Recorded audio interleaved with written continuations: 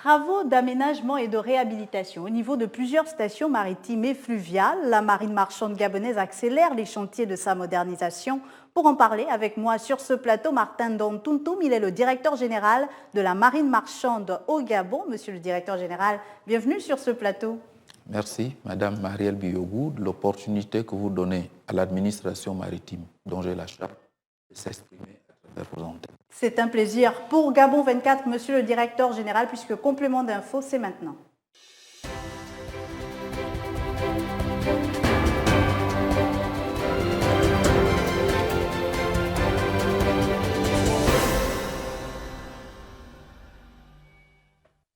Les chantiers de la marine marchande au niveau du Gabon, c'est le thème de notre complément d'info. Aujourd'hui, pour en parler, nous sommes avec le directeur général de cette administration. Monsieur le directeur général, pour commencer, peut-être pour le commun des Gabonais et pour ceux qui nous suivent également ailleurs, quelles sont les missions et le rôle finalement de la marine marchande? Conformément aux dispositions réglementaires, notamment la loi 10/63 du 12 janvier 1963 portant code de la marine marchande gabonaise et le décret 1807 du 13 novembre 1885 portant attribution et organisation du ministère de la marine marchande, les missions essentielles de la marine marchande sont les missions de police, de sécurité et de sûreté de la navigation maritime, les missions de sauvegarde de la vie humaine en mer, les missions de lutte contre la pollution par les navires du milieu marin. En tout cas, vous avez là plusieurs pans sur lesquels vous intervenez. Nous, on va revenir d'abord sur les innovations et peut-être les chantiers que vous avez institués depuis votre arrivée à la tête même de cette administration. Quels sont les principaux chantiers au niveau de la capitale gabonaise? Permettez-moi de partir du plan stratégique Gabon émergent. Allez-y. Qui décline la vision du chef de l'État, son Excellence Ali Bongo Ondimba. Initialement fondé sur les piliers Gabon vert, Gabon des services et Gabon d'industrie, ce plan s'est enrichi d'un quatrième pilier, le Gabon bleu, pour la prise en compte de la vocation maritime naturelle de notre pays et le renforcement de la contribution du milieu marin à l'économie nationale. C'est dans cette optique que les plus hautes autorités ont assigné un certain nombre de missions à l'administration maritime. Quelles sont-elles ces missions dévolues au service des gens de la mer finalement? Les missions que je venais de décliner tout à l'heure, à savoir les missions de police, de sécurité, de sûreté de la navigation maritime, les missions de sauvegarde de la vie humaine en mer, et je les ai déclinées récemment. C'est dans l'exécution de ces missions et par rapport aux instructions reçues de notre ministre, nous avons, la direction générale, entrepris un certain nombre d'actions, notamment la réfection du service de santé des gens de mer, qui était déjà dans un état de vétusté avancé, la réfection du service de la signalisation maritime et de la station maritime et fluviale d'Ovendo, les travaux de finition du bâtiment devant recevoir la direction des affaires portuaires et des activités connexes au transport maritime. Concrètement, pour rester sur, vous allez certainement poursuivre après, pour rester sur le service de santé, qu'est-ce qui a été fait en termes de réfection? Qu'est-ce qui a été amélioré pour renforcer les capacités autant humaines qu'infrastructurelles? Nous nous sommes d'abord attaqués à la réfection du bâtiment. D'accord. De tous les bâtiments. En ce qui concerne que ce soit les installations électriques, les installations d'eau, à changer tout ce qu'il fallait changer comme porte, qui était déjà dans un vieillissement très avancé. Maintenant, nous nous attaquons au renforcement des capacités et à l'acquisition du matériel pour rendre le fonctionnement de ce service de santé optimal. Comment fonctionne-t-il ce service de santé? Est-ce qu'un Gabonais lambda qui a le palu, par exemple, pourrait se rendre dans ce service de santé où il n'est dévolu qu'aux seuls agents de la marine marchande? Vous me demandez là de poser les missions du service de santé des gens de mer. Le service de santé des gens de mer, à l'initial, est chargé d'organiser les soins médicaux du secteur maritime. D'accord. Des visites médicales d'aptitude physique pour la navigation maritime. D'accord. Il est chargé également du contrôle de l'hygiène, et du contrôle de l'état sanitaire des navires et des administrations des établissements maritimes. Donc c'est un service purement spécifique aux agents de la marine marchande. Pas tout à fait. En l'an 2000, le feu président Omar Bongo Ondimba a élargi les missions de ces services au public. D'accord. Donc, il s'occupe des marins et des usagers de la mer, mais également du public. D'accord. Et compte tenu de sa situation géographique, c'est un service qui a un fort caractère social pour les populations gabonaises. Mais en plus, vous étiez sur la réflexion et donc sur les différents chantiers que vous avez entamés depuis que vous êtes arrivé à la tête de la marine marchande. Vous avez parlé de la réfection du service de santé, mais encore. Au-delà de la réfection du service de santé, nous sommes allés visiter à Michel Marine la réparation et la réhabilitation des vedettes Océan 26. Vous savez que l'essentiel de nos missions se déroule sur le plan d'eau, donc il va de soi qu'il faut réhabiliter les vedettes qui étaient déjà hors d'usage pour nous permettre d'être sur le plan d'eau. En dehors de combien de vedettes, avant de passer, de combien de vedettes disposez-vous? Est-ce qu'aujourd'hui elles répondent aux normes finalement internationales? Est-ce qu'elles sont effectives pour le travail que vous avez à mener au niveau national, mais peut-être au-delà également? Nous disposons de 3 vedettes Océan 26 qui nous permettent d'atteindre une certaine distance.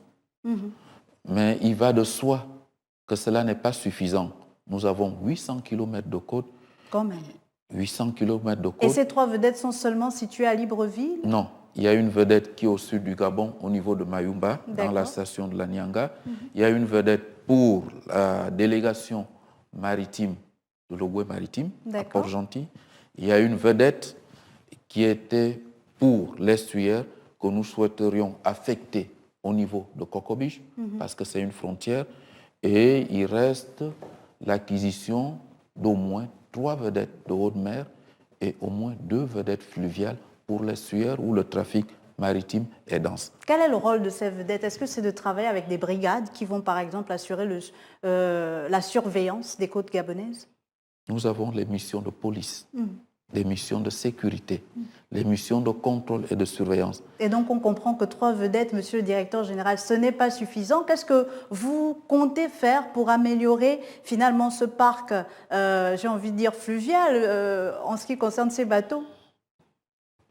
Sur les instructions du ministre en charge des Transports, nous œuvrons pour la mobilisation des ressources afin d'acquérir davantage de matériel nautique pour nous projeter efficacement sur le plan d'eau et occuper toute la façade maritime de notre pays. Jusqu'à présent, concrètement, parlez-nous un peu de ces missions de police. Quelle a été, peut-être récemment, la mission que vous avez eu à suivre et quelles ont été les conclusions de ces missions, puisque la marine marchande est quand même au cœur de ce qui se passe sur un point de vue maritime? Actuellement, en dehors de l'Ambaréné où j'ai pu faire la réhabilitation de l'embarcation et l'acquisition des moteurs, le reste des administrations maritimes sur l'ensemble du territoire ne dispose pas d'une vedette.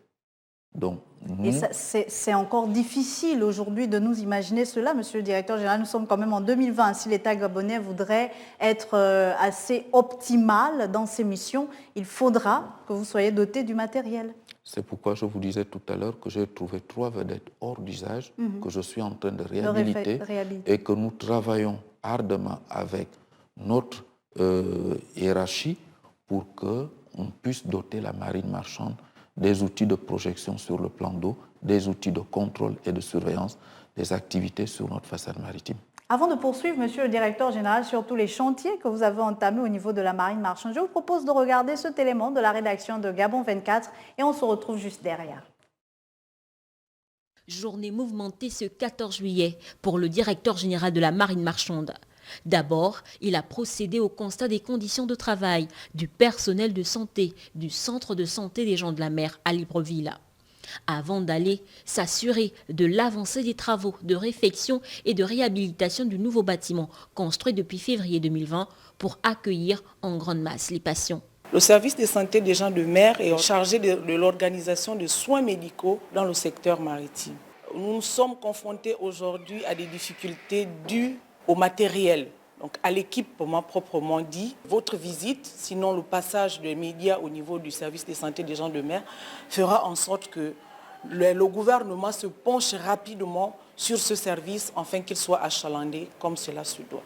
Les missions de la marine marchande se reposant aussi sur les voies d'eau, il est donc nécessaire pour cette administration de disposer d'équipements nautiques lui permettant de se projeter.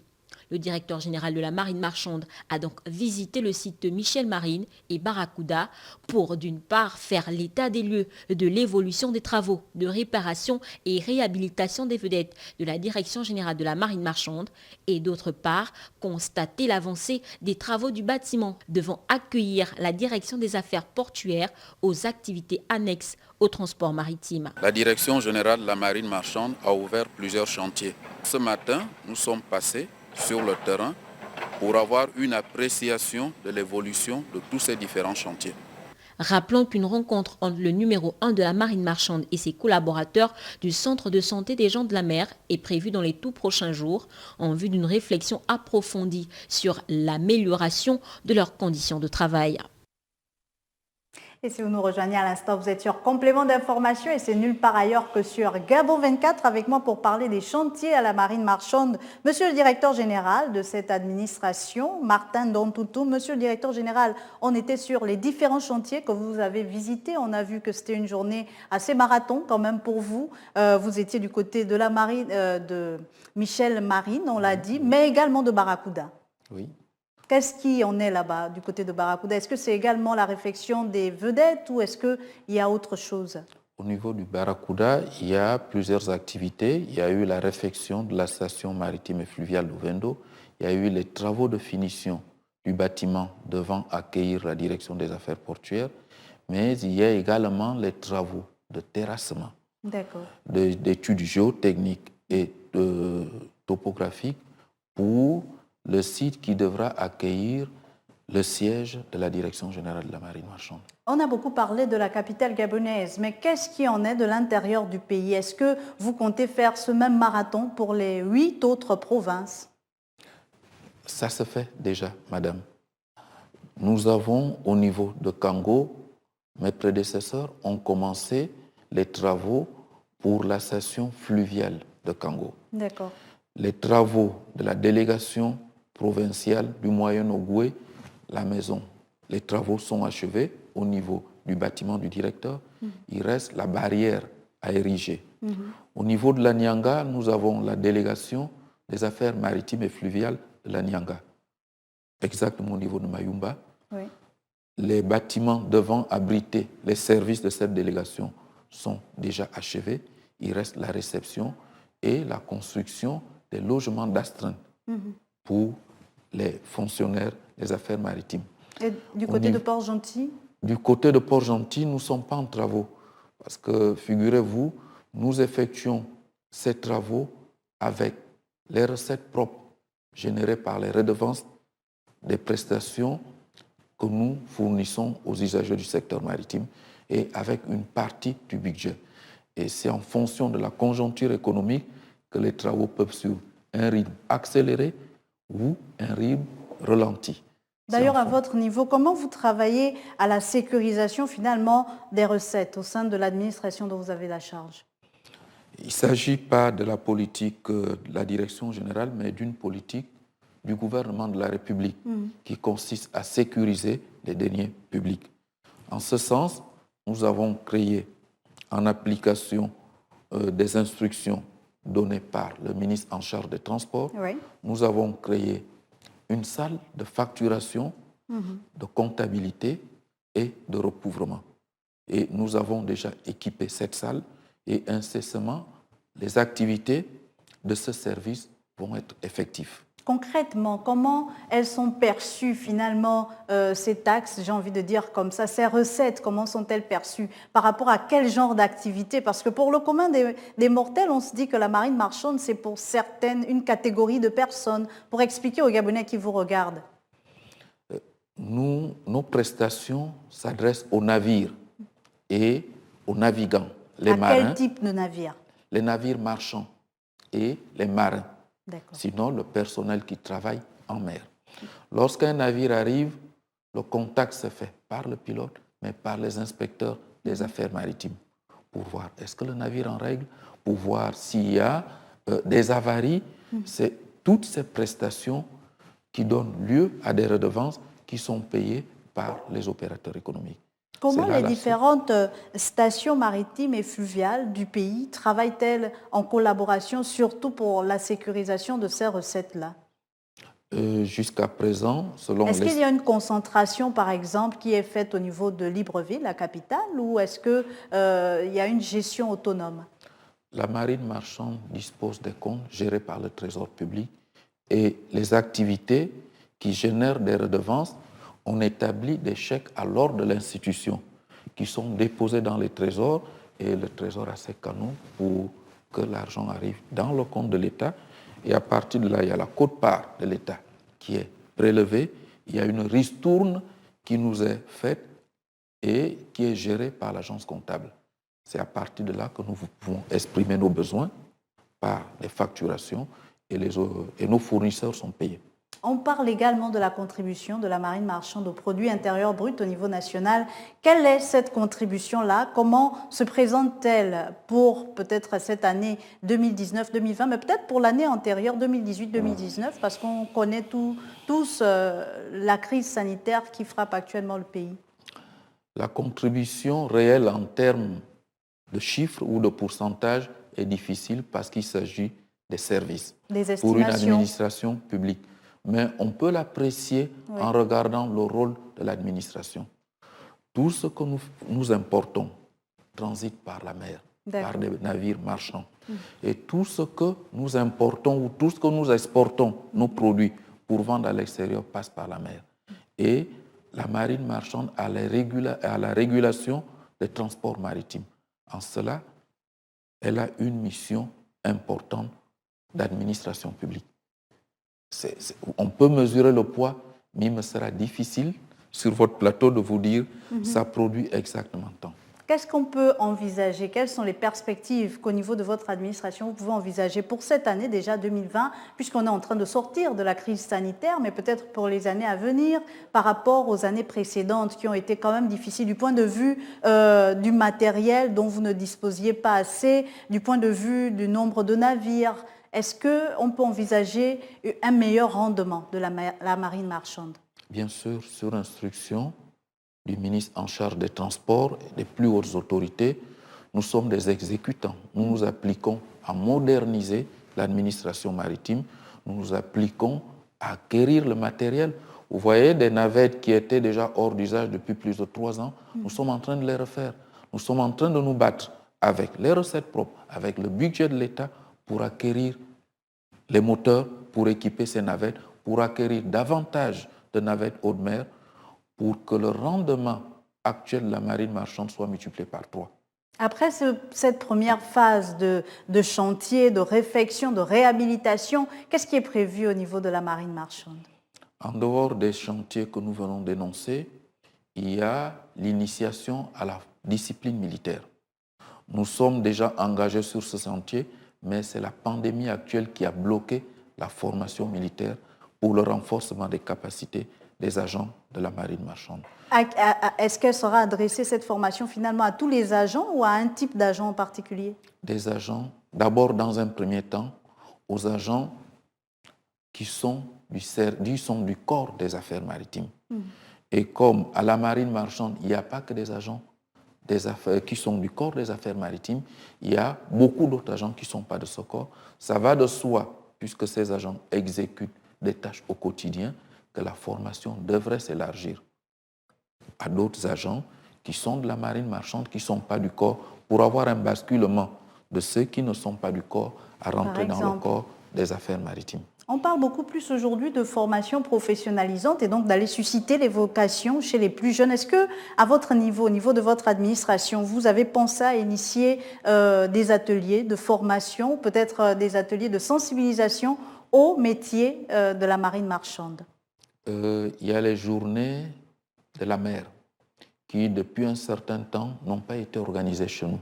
Je crois que lorsqu'il y a l'organisation de ces journées de la mer, lorsqu'il y a l'organisation... Est-ce que ce n'est pas l'occasion de relancer ce dossier-là? C'est en fonction de nos moyens, madame. Vous voyez, nous avons énoncé tout à l'heure un certain nombre de projets qui ne peuvent être financés que par la disponibilité des ressources. Des ressources, oui. Du coup, nous ne pouvons pas nous attaquer à tous les chantiers en même temps.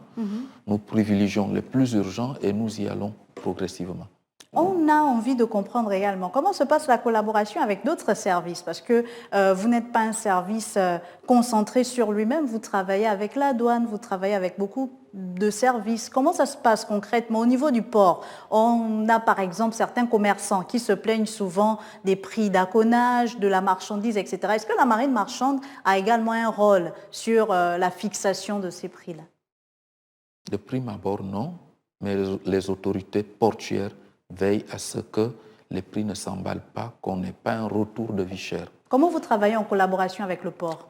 Toutes les administrations de l'État qui ont une action en mer travaillent de manière concertée. Et le Conseil national de la mer essaye de coordonner l'action de toutes les administrations de l'État. À votre niveau, est-ce que vous intervenez plus en amont et le port en aval? Comment ça se fait en fait, la répartition des missions? Le port travaille dans la zone portuaire. Nos missions se cantonnent au niveau du transport maritime. D'accord. Mais lorsque le navire arrive, il arrive à quai. C'est d'abord les autorités portuaires sont concernées, mais il y a un pan des activités qui relèvent de l'autorité maritime, comme les inspections des navires, comme le pilotage. Toutes ces activités-là, nous les faisons conjointement, chacun selon son couloir d'activité, son couloir de compétences. Vous avez d'entrée de jeu parlé du plan stratégique Gabon émergent, où vous faisiez mention du Gabon bleu. Quelles sont aujourd'hui les perspectives qui sont énoncées dans ce plan stratégique-là que vous comptez mettre en effectivité, finalement, que vous comptez rendre effective au niveau de votre administration? Je vous disais que l'essentiel de nos missions a lieu sur le plan d'eau et qu'il est crucial que la marine marchande puisse se projeter sur le plan d'eau, puisse permettre l'éclosion selon la vision des hautes autorités, puisse mettre en pratique la vision des hautes autorités pour qu'il y ait un développement du secteur maritime. Nous nous attelons... Comment ce développement-là pourra-t-il se traduire finalement? Est-ce que c'est en vous dotant uniquement des navires dont vous avez besoin, des bateaux et des navettes, etc. Ou est-ce qu'il y a également tout un développement stratégique du point de vue de la position, par exemple, du Gabon? Il y a la position du Gabon, il y a la vision du chef de l'État qui donne le cap. Et nous sommes des exécutants. Le gouvernement s'empare de la vision du chef de l'État et nous, les administrations publiques, nous exécutons. À votre niveau, vous n'avez pas un plan stratégique au niveau de la marine marchande adapté aux réalités de la marine marchande? Aux réalités de la marine marchande, nous souhaiterions qu'il y ait davantage de pilotes maritimes. Par exemple. Nous œuvrons pour cela. Ça nécessite à la formation de les ces formations, c'est pourquoi tout ce qui se fait actuellement, c'est faire en sorte qu'il y ait des stations secondaires qui forment des pilotes parce que nous avons un espace maritime aussi considérable que l'espace terrestre. D'accord. Des pilotes qui sont en fait formés par vous-même, mais pas par des écoles... Qui sont formés par des stations maritimes où on trouve... Nous validons les curricula. Nous validons les curricula, nous validons les candidats à la formation, nous validons la formation. Mais la formation n'est pas faite par nous. Elle est faite par les structures privées que nous régulons. Et pour être un pilote à la marine marchande, est-ce qu'il faudrait déjà avoir intégré les effectifs de la marine marchande ou bien on peut revenir de l'extérieur pour postuler?